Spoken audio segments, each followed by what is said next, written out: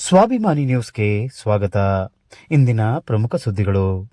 ರಾಜ್ಯದ ಸುಪ್ರಸಿದ್ಧ ಮಲೆನಾಡಿನ ಶಕ್ತಿ ದೇವತೆ ಶ್ರೀ ಶ್ರೀ ರೇಣುಕಾಂಬ ದೇವಸ್ಥಾನದಲ್ಲಿ ವರಮಹಾಲಕ್ಷ್ಮಿ ಹಬ್ಬದ ಪ್ರಯುಕ್ತ ಇಂದು ಶ್ರೀದೇವಿಗೆ ವಿಶೇಷ ಪೂಜೆ ನೆರವೇರಿತು.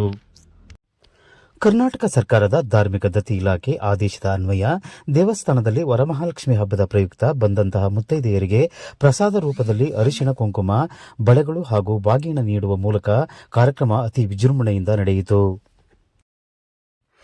ದೇವಸ್ಥಾನದ ಕಾರ್ಯನಿರ್ವಹಣಾಧಿಕಾರಿ ಪ್ರಮೀಳಾ ಕುಮಾರಿ ಇವರ ಉಪಸ್ಥಿತಿಯಲ್ಲಿ ಅರ್ಚಕರಾದ ಅರವಿಂದ ಭಟ್ ಪೂಜಾ ವಿಧಾನಗಳನ್ನು ನೆರವೇರಿಸಿದರು. ಈ ಸಂದರ್ಭದಲ್ಲಿ ದೇವಸ್ಥಾನದ ಸಿಬ್ಬಂದಿಗಳಾದ ಶಶಿಕಲಾ, ಸಮಿತಿಯ ಮಾಜಿ ಸದಸ್ಯರಾದ ಲಲಿತಾ, ಪ್ರತಿಮಾ ಶೇಟ್, ರೇಣುಕಮ್ಮ, ಶೋಭಾ, ಪದ್ಮಾವತಿ, ರತ್ನಾಕರ ಹಾಗೂ ಅಪಾರ ಸಂಖ್ಯೆಯ ಭಕ್ತಾದಿಗಳು ಹಾಜರಿದ್ದರು.